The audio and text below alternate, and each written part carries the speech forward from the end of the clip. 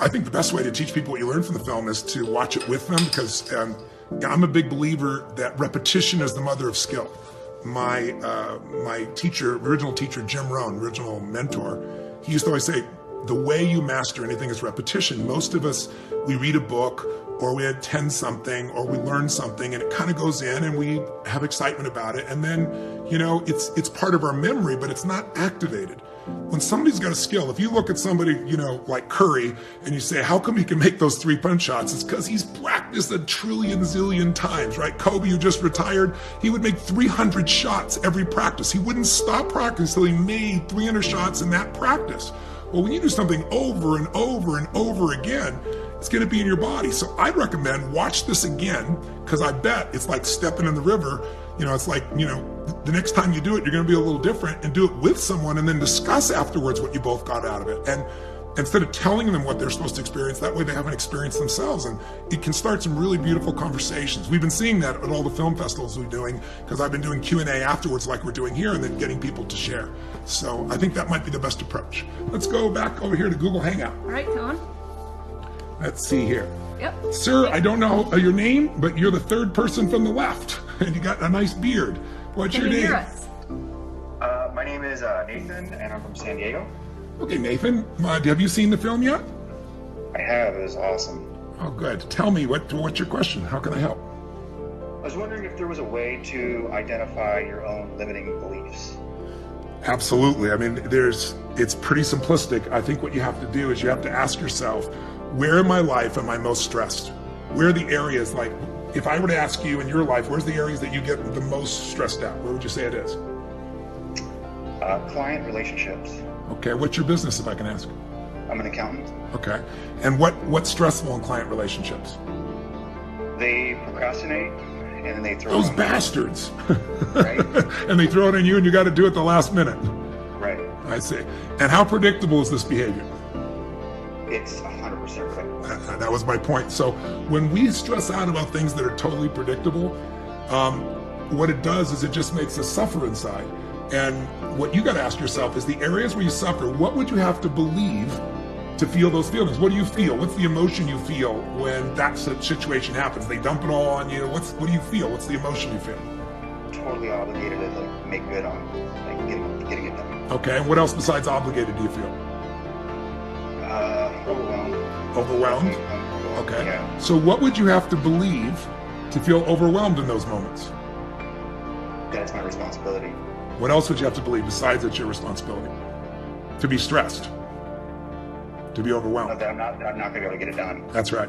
So your limiting belief is, if they turn it in late, I'm totally responsible and I'm not going to be able to get it done. Now let me ask you a question. Do you always get it done? I always get it done. Yes. So that was my guess. And so guess what? You're stressing, you're creating all this suffering because you're thinking about something, you got a belief about something, and those thoughts make you crazy, but you get it done. You get it done every time. Based on the evidence of your past, you should have no stress. You might prefer them to send it in sooner, but you might create an incentive for them to do that, an economic incentive or a personal incentive. That's different. But because you're suffering not because they turn in late. You're suffering because you believe they shouldn't. You're suffering because you believe because they do it, you're responsible, you're going to be stressed, and you're not going to get it done. And the not get it done is what's making you stressful, but you do get it done. It's so crazy how we as human beings so often make up a story in our head and we play it over and over again until we believe it, even though it's not true. And it gives us stress. Can you see how that relates for you?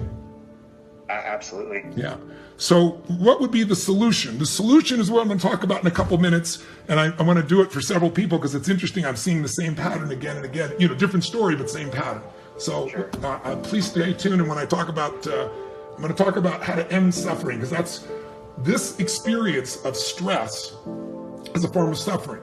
I would never use the word suffering a year and a half ago. If you would have said to me, Tony, do you suffer? I would have laughed at you. I said, suffer? Are you kidding me? I have 4 amazing kids. They're all adults. I got 3 grandkids that I love. I got the most incredible wife. I have a life where I travel the world, and I have a mission I love. And everywhere I go, I meet beautiful, amazing people. Suffering? Hell no.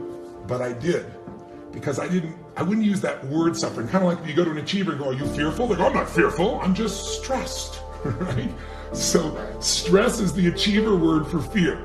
Because if I follow the trail of your stress, it'll take me to what you're fearful about. And similarly with me, I was suffering because I was feeling frustrated, I was feeling overwhelmed, I was feeling, fearful, I was feeling same thing as you. I can't believe people dumping all this on me last minute. I would have all those things. I could relate to you completely, right? Because people think I'm a machine because I can accomplish a lot, and so they don't think about it. They do that.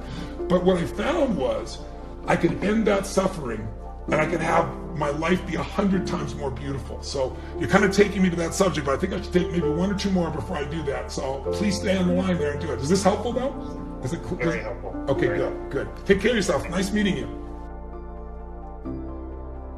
I think this idea of loving yourself as a cultural obsession has no basis in reality. Here's the challenge. When you're born, what do you got to do to be loved? Nothing. Because your mother's on drugs, natural drugs, oxytocin, so you look like a lizard and she thinks you're beautiful, right? You're fat, you shit all over, you throw up, and you're still beautiful, right?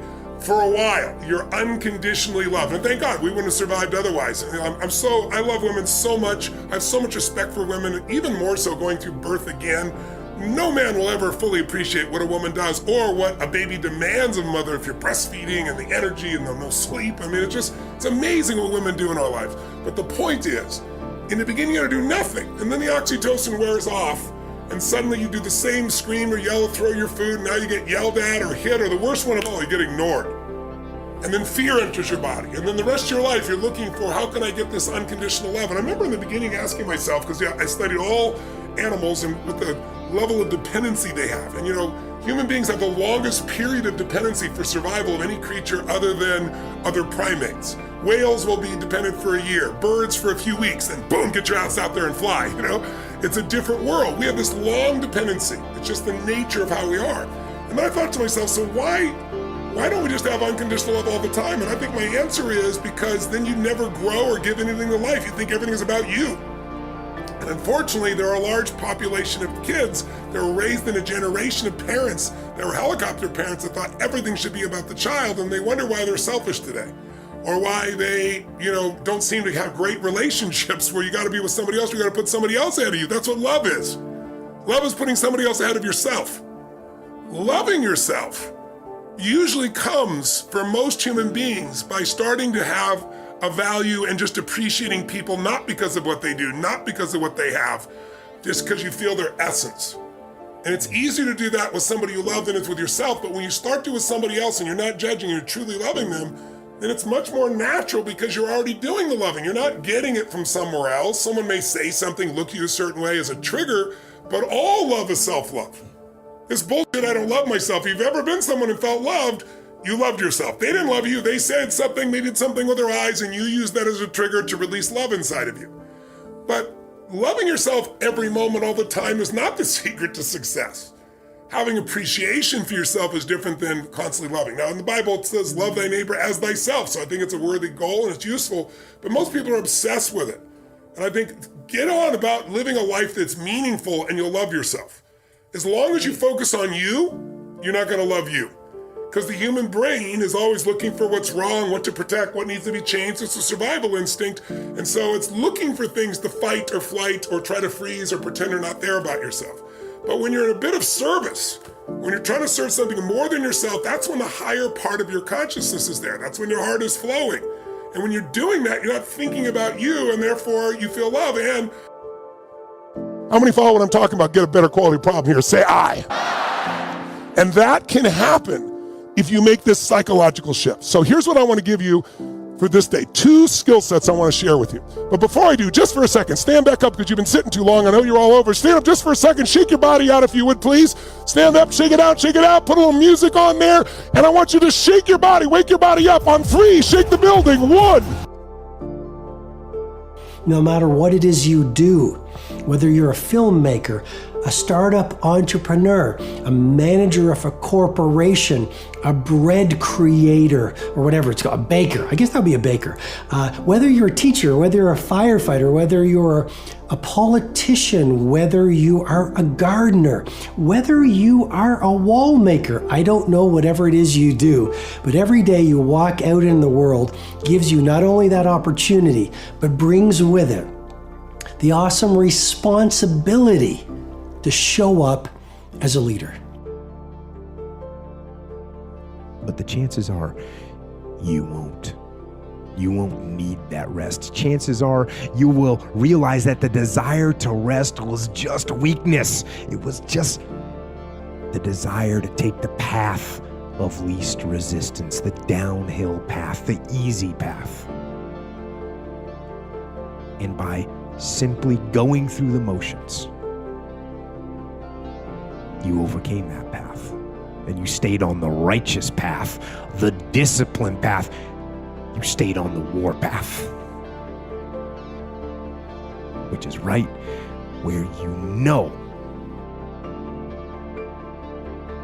And so to tell people even something like, well, you should feel good about yourself the way you are, it's like, well, that there's something there that's seriously lacking, because there's so much more that you could be, that you need to be, and that you should be aiming at. The problem with being okay the way you are is that you don't have a goal then. And people need to have a goal in order to